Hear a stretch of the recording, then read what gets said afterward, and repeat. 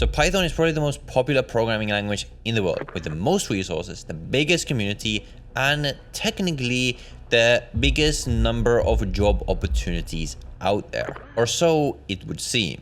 You see, there's an important detail about Python jobs that people often miss that's really important for us to talk about. And I call it the Python job myth. Now, this myth is something that beginner Python developers are very easily deceived by if they're not aware of it. And if you don't know how to tackle it, it could mean that you end up wasting a ton of time learning Python and still not getting a job with it afterwards, even after all of your hard work of learning it. So what the heck am I talking about? What is the Python job myth? How does it relate to us, especially in the very broken 2024 job market? And most importantly, is Python actually the best language for you to learn as a beginner programmer, or should you focus on something different? Let's talk about it. But before we can talk about any of that, we need to set some context and talk about the broad Python job landscape in this day and age, in this current tech job market. So what's great about Python is that it's what's called a general multi-purpose programming language that can be used in all kinds of different domains, which makes it a really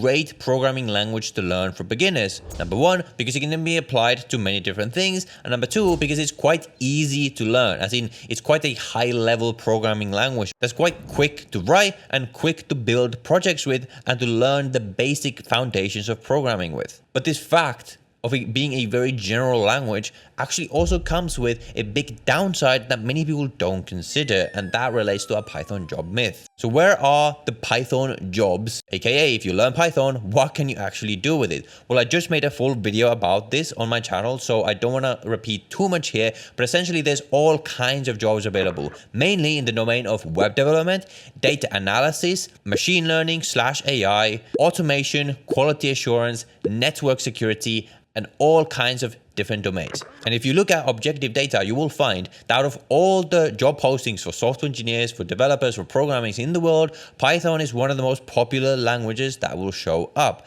But there is a detail here that you need to consider. And to understand that, let's take a deeper look into what it actually takes to get a job in any of these fields that I just talked about. AKA, what do you need to actually learn to have what I call the minimum employable skill set as a Python developer?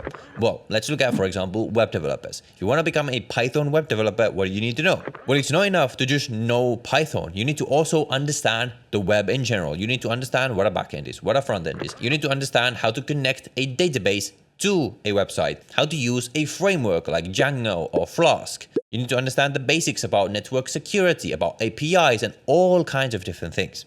What about data analysis? What does it take to get a job as a data analyst using Python? Well, on top of Python, you need to understand certain things about what it means to do data analysis, how to gather data, how to clean data, how to actually draw insights from that data, which requires you to learn certain Python tools to do data analysis. Okay, what about network security? Well, to understand how to be a network security engineer, you need to understand network security tools. You need to probably understand about firewalls, maybe cryptography, all kinds of different niche topics that you will need on top of your Python skills to actually get a job in this field. So what do you notice about all of this? Well, the thing here is that to get a job in any of these Python fields, you will need to know something on top of just Python. And that is the first part of the Python job myth. And you might say, sure, well, what's the big news here? That's true for any programming language. You can't just learn HTML. Well, HTML is not a programming language, but anyway. You can't just learn HTML and expect to get a job, because you will also need to know CSS. You will also need to know JavaScript. You will also need to know certain things about web development, etc. You can't just learn Swift or Kotlin and get a job. You need to also understand about what it means to build a mobile application and about all kinds of different tools on top of just knowing the language. But the difference, I think, with Python jobs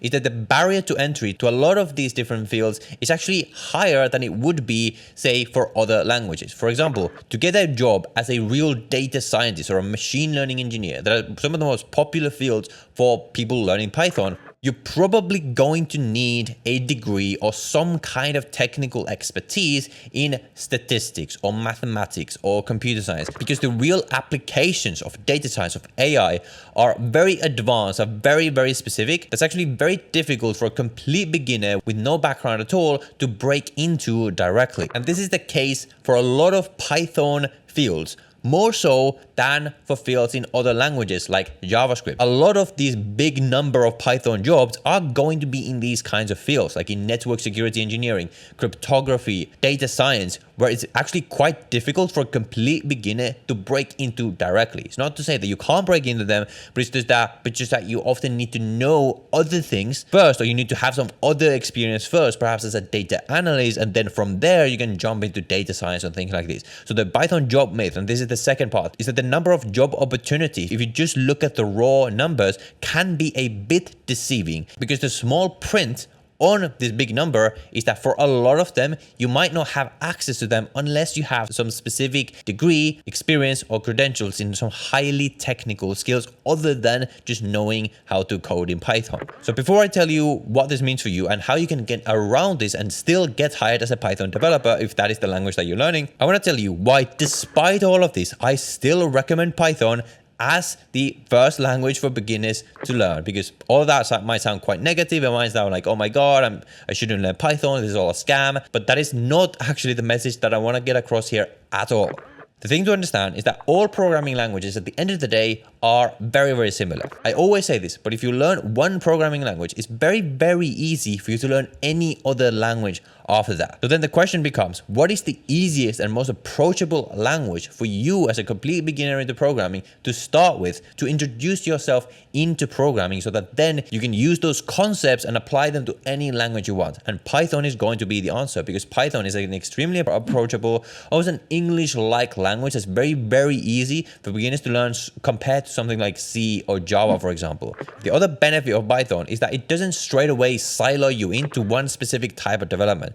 For example, if you learn Swift, the only purpose of Swift is to write iOS applications. So if it turns out that you don't want to write iOS applications, then you're going to have to go and learn another language, which of course is going to be easy, but you want the first language you'll learn to be something that gets you access to a lot of different types of development, because that gives you access to a lot of different types of projects you can build, a lot of different type of experience that you can build for yourself as a programmer before you actually decide what you're going to specialize in. And the third reason is that while there are a lot of these specific like niche software developer jobs that require certain experience, certain skills, there's also a lot of what I call general software developer roles. Like for example, a lot of the software engineer or software developer roles at the big tech companies, the job posting is literally just software engineer. And they almost never care which language you know. They don't care which specific experience you have. They just care that you're good at the skill of programming, because then they can put you into whatever team they want, and then they will know that because you're a smart person, you can learn whatever the specific skills that you need for that team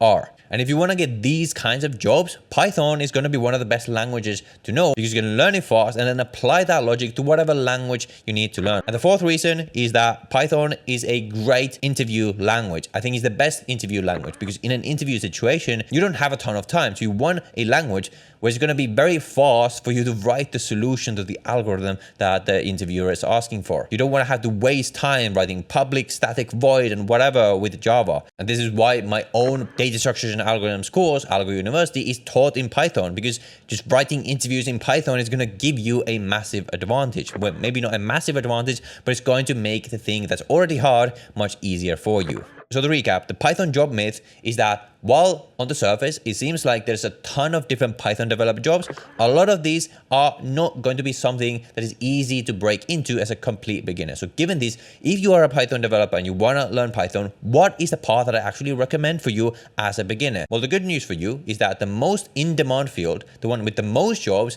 is actually something that you can easily break into as a beginner, and that is going to be Python web development. If you are a beginner, what I recommend you do is you learn Python, then you learn a framework like Django that allows you to write the backend of the website in Python. Obviously, in the process, you're probably going to learn HTML, CSS, and JavaScript to also be able to write some front-end code. But I think web development is still the absolute best way for someone who's a beginner, who's self-taught, to break into. This is the first job I got. It was a web development role, specifically a backend developer role. Now, it happened to be in Java, not Python, but this is going to be the path where you're going to have a ton of jobs, and that's also something that you can break into, which is why inside of my full Python program, Python Developer Bootcamp, this is exactly the path that I teach. I teach you fundamental Python skills to make you into a very competent Python developer in general. So you can then go and apply that into whatever you want. But specifically, I also have a full module on Python web development. We teach Django. You will learn to build a fully fledged website as a Python developer so that you can then have all the skills you need to break into the industry, because I think that is the fastest way to do that. By the way, if you're interested in that program, the link is going to be down below. You can use the code Python for a discount. So that is what I think you should do. Whatever you do, as your first step to actually becoming a good programmer, you're going to have to build projects. And the great thing about Python is that there are tons of super cool and interesting projects that you can build very, very quickly because of the amount of cool libraries that exist for Python. There are 3 projects that I always recommend for beginners to start with, and these are going to be in the domain of automation projects because these are very approachable for beginners. And in fact, I made this video in here that's the second most popular video in this channel's history, where I go through these projects and teach them to use step by step in a full tutorial. You can literally finish that in like less than 2 hours or something like that. So go watch that video next, and I will see you in the next one.